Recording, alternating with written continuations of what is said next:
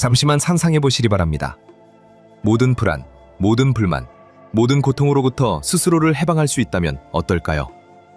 잠깐 주의를 돌리면 순간이 아니라 영원히 말입니다.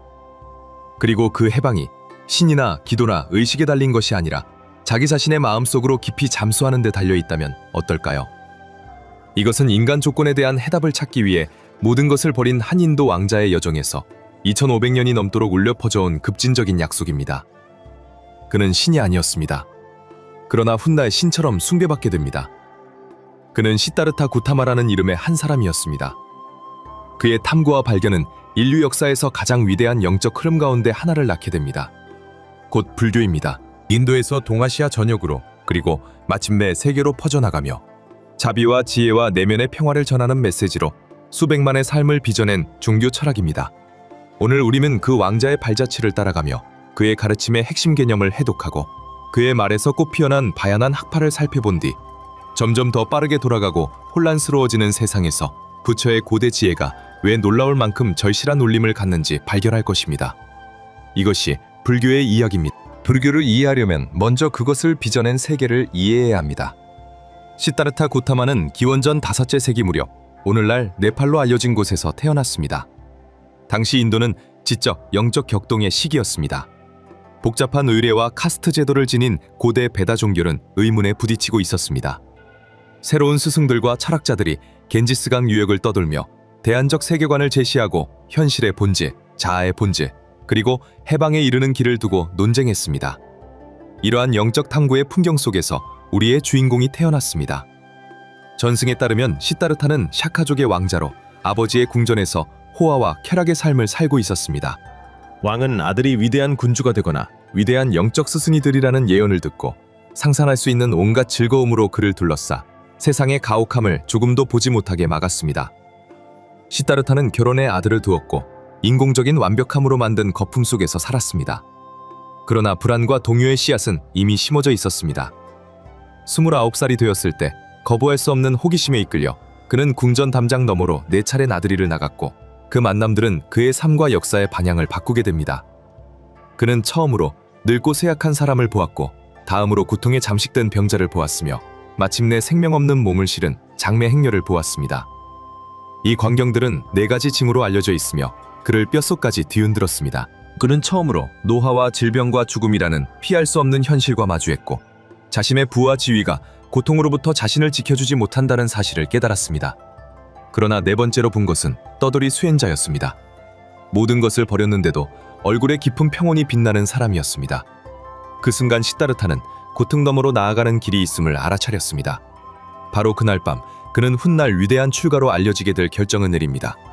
그는 아내와 갓 태어난 아들, 궁전, 그리고 왕으로서의 미래를 뒤로하고 존재의 수수께끼에 대한 답을 찾아 숲으로 나섰습니다.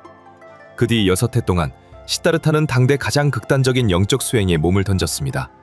그는 최고의 명상 대가들에게서 배워 깊은 집중의 경지에 이르렀지만 그것이 지속적인 해방을 주지는 못한다는 것을 알게 되었습니다. 이어 그는 고행자 무리에 합류해 혹독한 고행을 실천했고 몸이 여위어 버릴 때까지 단식하며 몸을 굴복시키면 영이 자유로워질 수 있다고 믿었습니다. 그러나 이것 또한 그를 막다른 길로 몰아넣었고 그는 죽음의 문턱에 서 있으면서도 진리에 더 가까워지지 못했습니다. 그제야 그는 자신의 접근법에 깔리는 근본적인 오류를 깨달았습니다. 궁전에서의 감각적 향락의 길도 숲에서의 가혹한 자기 고행의 길도 모두 극단이었습니다. 진정한 답은 그가 직감하듯 중도에 있어야 했습니다. 그는 한마을 소녀에게서 쌀과 우유로 만든 음식을 받아먹고 기력을 회복한 뒤 훗날 보리스라 불리게 되는 무화과 나무 아래에 앉아 맹세했습니다.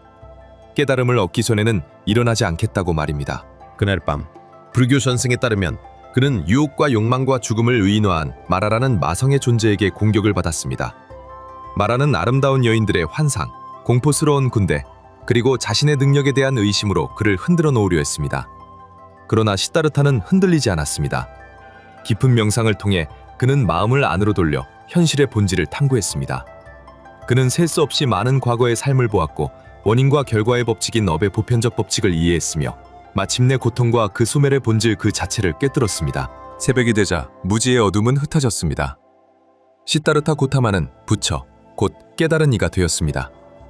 그렇다면 그가 깨어난 진리는 정확히 무엇이었을까요? 고통에서 해방되기 위한 부처의 설계도는 무엇이었을까요? 이를 붙잡기 위해 우리는 그의 가르침의 심장부, 곧 사성제라 불리는 원리들의 집합을 보아야 합니다. 첫째 성제는 고성제, 곧 두카버센트. 삶은 그 본질에서 불만족으로 표시됩니다. 두카는 출생과 노화와 질병과 죽음이라는 뚜렷한 고통만을 뜻하지 않습니다. 그것은 또한 불쾌한 것을 만나는 고통, 살아가는 것과 헤어지는 고통, 원하는 것을 얻지 못하는 고통처럼 더 미묘한 고통이기도 합니다. 그것은 또한 행복의 순간에조차 스며드는 근원적인 불안이기도 합니다. 우리가 그것들이 무상하다는 사실을 알고 있기 때문입니다. 둘째 성제는 집성제, 곧 고의 발생, 사무다야에 있는 진리입니다. 부처는 우리의 불만족의 근본 원인이 외부 세계가 아니라 우리 자신의 마음에 있다고 가르쳤습니다. 그 원인은 가래, 집착, 갈증입니다. 감각적 쾌락에 매달리는 것, 사물이 있는 그대로가 아니라 다른 모습이기를 바라는 것, 그리고 무상한 세계에서 영원한 존재를 갈망하는 것이 바로 그것입니다. 이 갈증은 무지, 즉 현실을 있는 그대로 보지 못하는 우리의 근본적 실패에 의해 부추겨집니다. 셋째 성제는 멸성제, 곧 고의 소멸, 니로다의 진리입니다. 여기 좋은 소식이 있습니다. 고통의 원인이 가래와 무지라면 원인을 제거하면 결과도 제거됩니다. 고통이 완전히 사라진 상태, 평화와 궁극의 해방으로 알려진 열반에 이르는 것은 가능하다는 것입니다. 열반은 하늘의 낙원이 아니라 가래와 혐오와 무지의 불꽃을 꺼뜨림입니다. 넷째 성제는 두성제, 곧 고의 소멸로 이끄는 길, 마가의 진리입니다. 부처는 문제를 진단하기만 한 것이 아니라 해방에 이르는 실천적이고 상세한 안내서를 제시했습니다. 그 안내서가 바로 팔정도입니다. 삶의 모든 측면을 포괄하는 서로 맞물린 8가지 수행의 집합입니다. 이는 흔히 세 범주로 묶입니다. 지혜 정견, 정사유, 윤리적 행위 정어, 정업, 정명, 그리고 마음의 훈련, 정정진, 정령, 정정입니다. 이 사성제와 팔정도는 모든 불교 가르침의 기초 구조를 이룹니다. 그것은 현실의 본성을 이해하는 데서 시작해 마음의 정화와 고통으로부터의 해방으로 끝나는 심리적 자기 설계의 청사진입니다. 유교와 도교가 그러하듯 불교 또한 방대한 경전 전통을 발전시켰습니다. 부처의 가르침은 처음에는 제자들에 의해 구전으로 전해졌습니다. 그가 인멸한 뒤 여러 세기가 지나 그것들은 삼장으로 알려진 피피타카 또는 팔리 성전으로 편찬되었습니다. 세 개의 바구니라는 뜻입니다. 첫 번째 바구니에는 경, 곧 수트라로 알려진 부처의 설법이 담겨 있습니다. 두 번째에는 승단을 위한 계율 규범인 율, 곧 비나야가 담겨 있습니다. 세 번째에는 더 깊은 철학적, 심리학적 논서인 논, 곧 아비담마가 담겨 있습니다. 부처의 인멸 뒤 그의 공동체는 가르침을 서로 다른 방식으로 해석하기 시작했고 그 결과 다양한 학파가 등장했습니다. 가장 근본적인 구분은 상자부와 대승 사이의 구분입니다. 상자부, 곧 장로들의 길은 가장 오래된 학파로 팔리 성전에 충실히 따릅니다.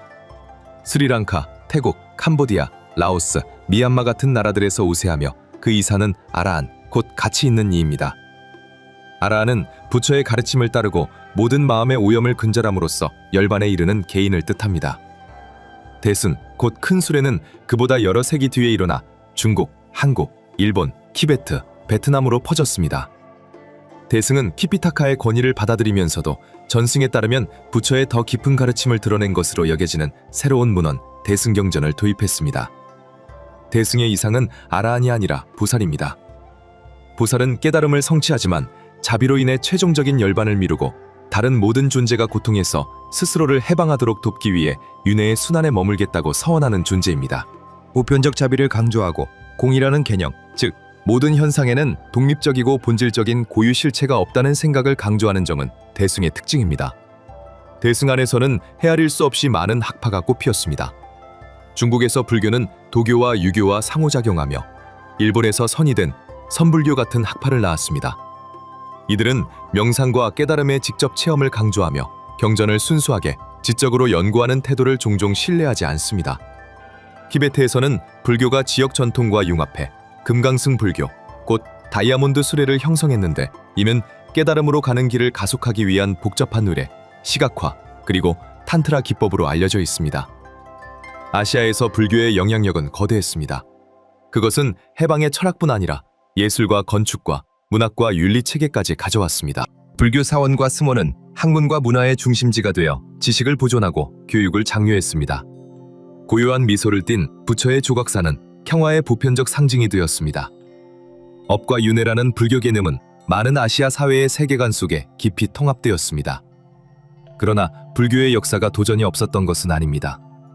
당나라 시기에 중국에서 겪었던 것과 같은 박해에 직면했고 발상지인 인도에서는 쇠퇴했습니다.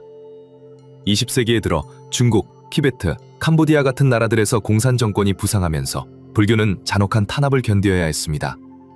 사원이 파괴되고 승려들이 박해를 받았습니다. 그럼에도 최근 수십 년 동안 우리는 주목할 만한 불교 부흥을 목격해왔습니다. 달라이라마 같은 망명자들과 킹나탄 같은 선의 스승들이 불교 가르침을 서구로 가져갔고 그곳에서 수용적인 청중을 만났습니다. 마음챙김과 명사를 강조하는 불교의 특징은 스트레스를 줄이고 정신적 안녕을 향상시키는 강력한 도구로서 현대 심리학과 신경과학에 의해 받아들여졌습니다. 오늘날 불교는 세계적 현상입니다. 평화와 비폭력과 자비의 메시지로 존경받습니다. 그렇다면 불교란 무엇일까요? 아마도 가장 좋은 답은 그것이 하나의 길이라는 것입니다. 고통을 인정하는 데서 시작해 그 원인을 우리 자신의 마음속에서 탐구하고 지속적인 평화를 얻기 위한 실천적 방법을 제시하는 길입니다. 그것은 인간이 병무할 수 있다는 능력에 거는 급진적인 내기입니다. 그것은 지혜와 윤리, 그리고 무엇보다 자기 자신과 모든 생명 있는 존재를 향한 자비로 살아가도록 이끄는 안내서입니다. 그것은 깨어남으로의 초대입니다.